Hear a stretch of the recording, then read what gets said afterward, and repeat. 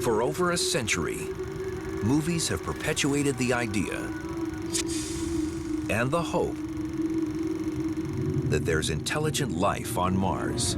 There isn't, yet. But sometime late in this century, two people from Earth might give birth to the first Martian, who may be the first of many more. We will be the Martians. Part of the reason for sending people to Mars would be to do some compelling science.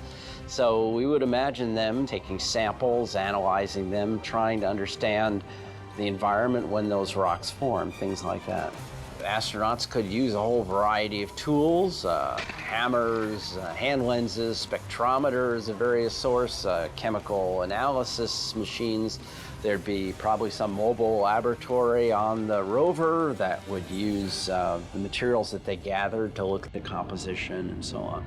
Valles Marineris has a whole variety of different segments. There's places in the middle where there's 1, 2, 3, or even 4 parallel canyons where you go down and up and down and up and down and up.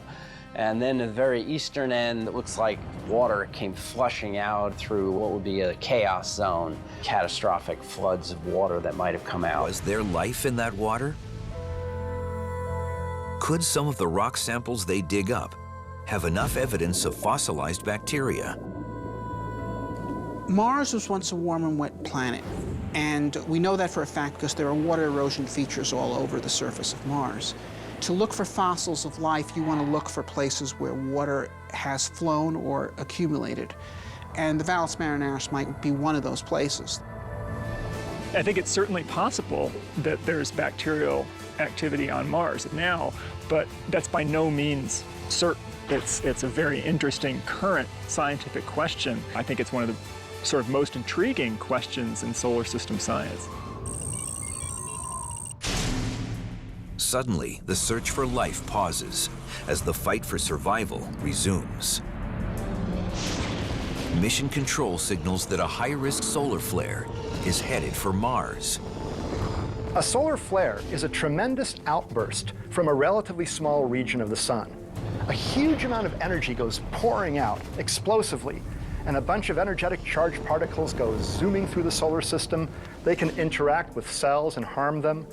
Also, high-energy electromagnetic radiation, like X-rays, gets produced, and those can harm us as well. So it's wham, and then wham again sometime later. Earth's magnetic field shields us from the worst effects of solar flares. But Mars lost its magnetic field 4 billion years ago. A solar flare of charged protons would be far more dangerous here than on Earth. After a solar flare is seen by people on Earth, we want to warn the astronauts on Mars. Now, we can't warn them about the electromagnetic flash because our warning signal would travel at the same speed as that flash from the sun. But we can warn them about the onslaught of charged particles. The high-energy charged particles can travel perhaps at half the speed of light. The HAB has a radiation-proof chamber, but it's now too far away.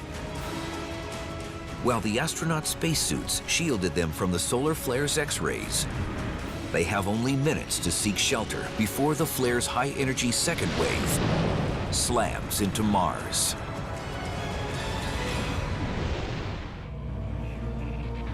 For the astronauts in the middle of the Valles Marineris, the only shelter is their pressurized rover. The rover's primary radiation shielding isn't lead, it's the food packets lining the walls, along with the astronauts' own waste material. Feces contain hydrocarbons, and hydrocarbons contain hydrogen, and hydrogen is a very good absorber of radiation. Hydrogen that you have in the form of food before it's consumed will help shield you from some portion of this radiation. And certainly once you've consumed the food, you want to put your feces in these little sealable Ziplocs and back on the wall of your vehicle to shield you from radiation. If you're going to survive in space, almost nothing can go to waste. Not even waste. There's plenty of risks associated with the human Mars mission. But if you look at human history, you know, one thing is clear, nothing great has ever been accomplished without risk, and nothing great has ever been accomplished without courage. If we send humans to Mars in our time, if we establish that little Plymouth Rock settlement on Mars in our time, which is what is within our capability, then 500 years from now, there will be new branches of human civilization on Mars and on many worlds beyond. It's the birth of the future.